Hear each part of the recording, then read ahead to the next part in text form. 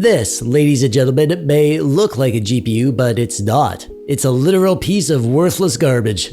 At least that's what the internet would have you believe. But I don't think it's a piece of garbage. I think it's actually pretty darn good. And it's freaking cheap, man. This cost me just $120, brand new. Could this GPU that everyone hates actually be the GPU that you've been waiting for?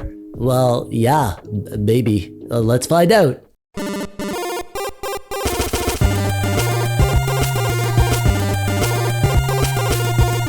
Hey Trevor, remember when the world was ending and there was no food or toilet paper or GPUs, and you told me that one day things would be different and there would be a brighter tomorrow where the world goes back to the way it was and everyone will be happy? Yeah, Kyle, I remember that. Well, I was just thinking, like, the world is still all messed up, probably worse than before, and nobody's happy, and things just keep on getting worse and worse. But you were right about one thing. I was? What's that? We got GPUs now. Lots and lots of GPUs. All the used crypto mining and overpriced 40 series GPUs we can eat. I miss my wife. I miss her too. What?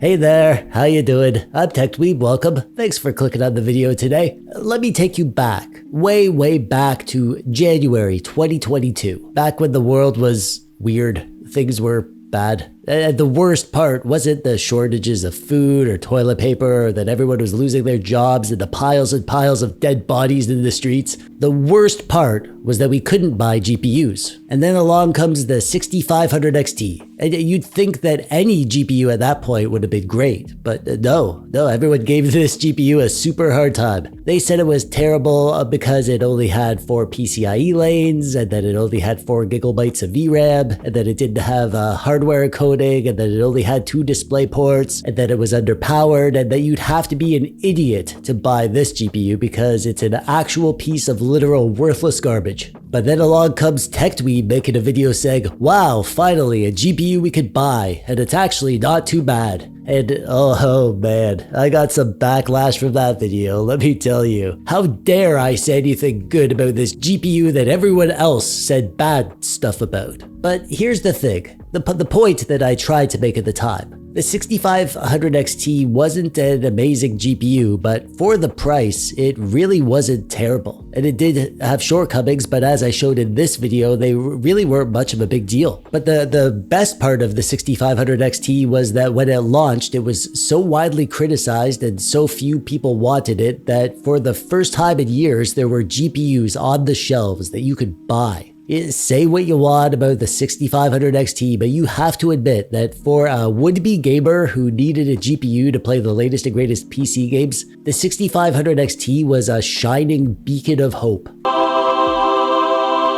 So, it's been a little over a year since I made my 6500 XT videos, and there's been a lot of changes since then. New games have come out, new GPUs have launched, old used GPUs can be found super cheap, and old new GPUs can be found at some crazy low prices. Not to mention there's a whole new VRAM discussion. How much VRAM do you need to play modern games? I talked about that in this video, linked below if you want to know what I think on that topic. But the 6500 XT only has 4 gigabytes of VRAM, so is that enough? Well, we'll get to that and the performance, but before we do, we have to keep in mind the current GPU landscape. The cheapest new NVIDIA GPU, the 4060, is $300. The cheapest new AMD GPU is the RX 7600, which costs $270. Old 30 series NVIDIA GPUs and old 600 series AMD GPUs can be found for pretty cheap, but I didn't find anything under $220, except for one GPU.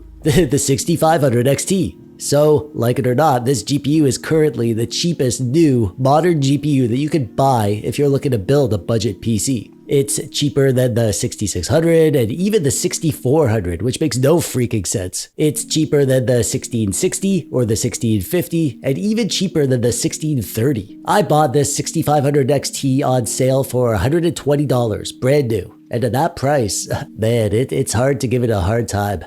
And I'm gonna show you why. Right now. I'm running this GPU in my main gaming and editing rig, specs on the screen. I wouldn't suggest pairing a 6500 XT with a Ryzen 9 5950X, but we're here to evaluate the performance of the 6500 XT, and this PC will definitely not bottleneck the 6500 XT in any way. Full specs and parts list in the description below. I'm running with the latest AMD drivers with resizable bar enabled, as you can see. No undervolting or overclocking or anything. This is just out-of-the-box performance. Starting off, as always, with good old Shadow of the Tomb Raider. We're running at 1080p, medium settings, and I got 66 FPS on average by the end of my little jog through the jungle.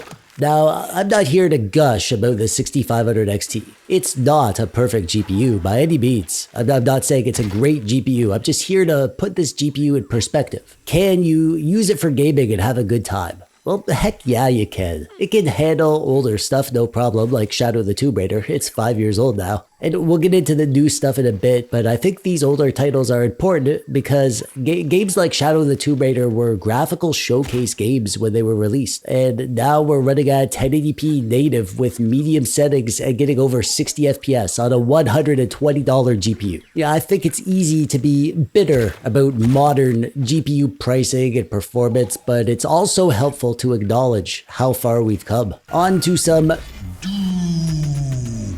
Eternal.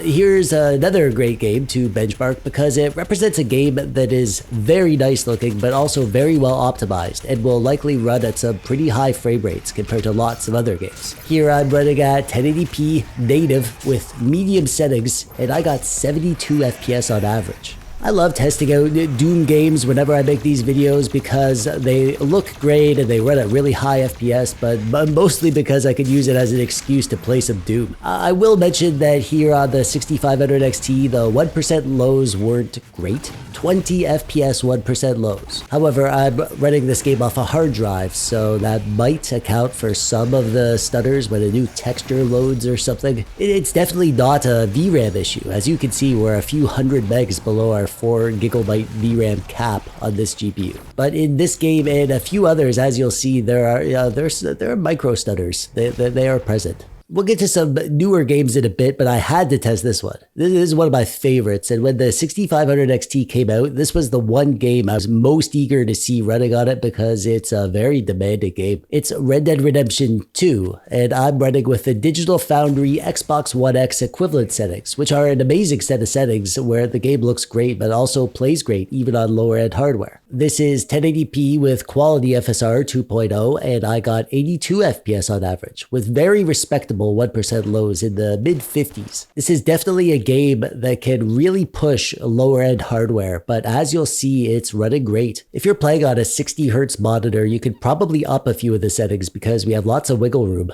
The Witcher 3 is an older game, but it recently got a big upgrade in the form of a next-gen update, which added a lot of new graphical effects, new textures, and basically made it one of the most demanding current-gen games. I'm at 1080p with quality FSR, and this is the low settings, and I got 66 FPS on average with this setup. I chose the low settings because the game still looks great even on the low settings, and the performance difference between this and going up to medium is pretty big, considering that medium barely looks any different. The average FPS is great, however, again, we're getting some micro stutters, specifically when something new is shown on the screen. Not sure if this is the hard drive thing, but even if it is because it's running off a hard drive, it shouldn't be stuttering like this. I'm not sure if this is entirely the fault of the 6500 XT though. There might be something that can be done. These 1% lows didn't ruin the game or anything. I'd have no problem playing like this, but they are there and noticeable.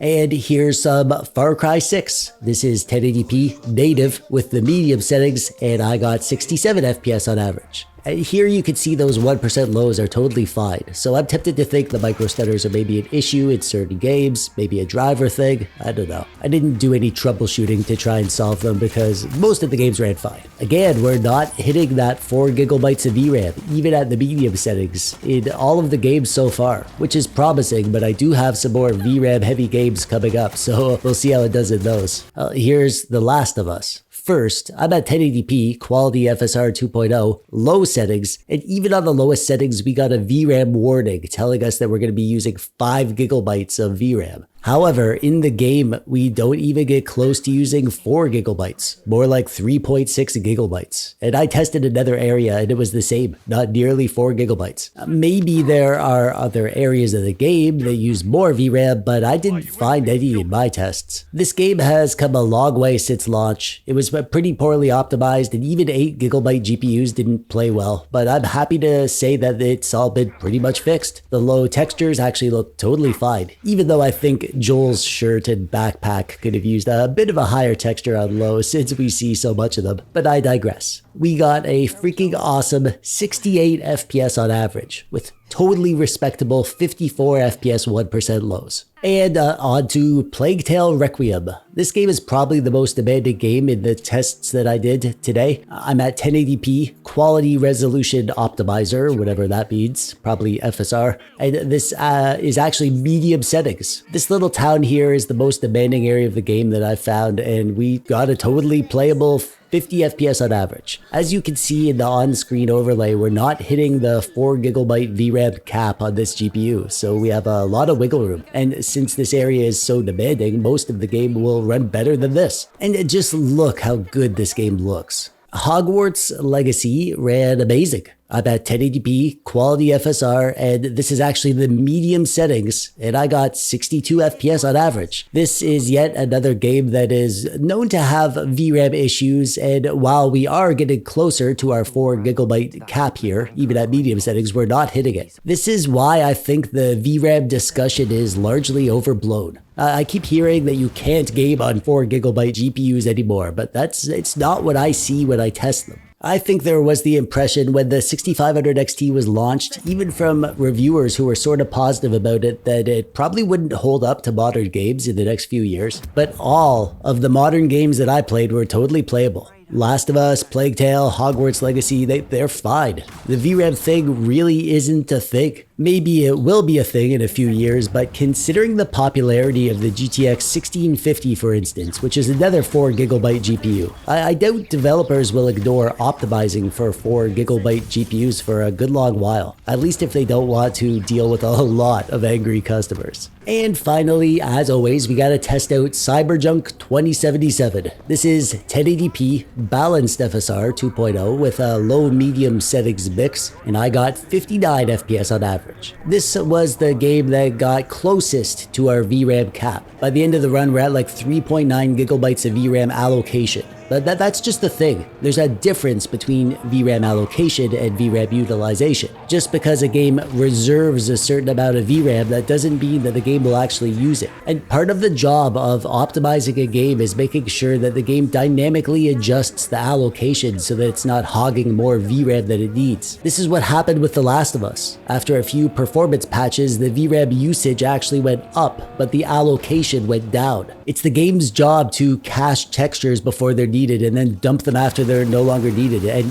this song and dance is how optimization can improve performance with patches down the road. Which is why, in my opinion, that we shouldn't assume that just because the latest game has VRAM issues with 4 gigabyte or 8 gigabyte or 12 gigabyte GPUs that it's a problem that the GPU makers need to solve, or that gamers just need to spend more money on GPUs with more VRAM. It's more of a rushed development issue, because the vast majority of the time, after a few patches, most of the VRAM issues are straightened out. So, can you game on a 6500 XT in 2023? Well, yeah. Yeah, you can, obviously. But not only that, considering the lack of low-end GPUs, the 6500 XT is a freaking monster considering the price. For a $120 GPU, playing all the latest and greatest games at medium settings and getting nearly 60 FPS across the board, come on, man. The 6500 XT didn't deserve the hate when it was launched. If anything, it deserves redemption and a place at the table today. I just don't understand why it's left out of the discussion so often. Everyone always jumps to the RX 6600 as the best value, but considering the price difference compared to the performance difference, I think the 6500 XT is a compelling choice if you want to save some money. Maybe I should do a 6500 XT versus RX 6600 video at some point. Let me know in the comments if you'd like to see that.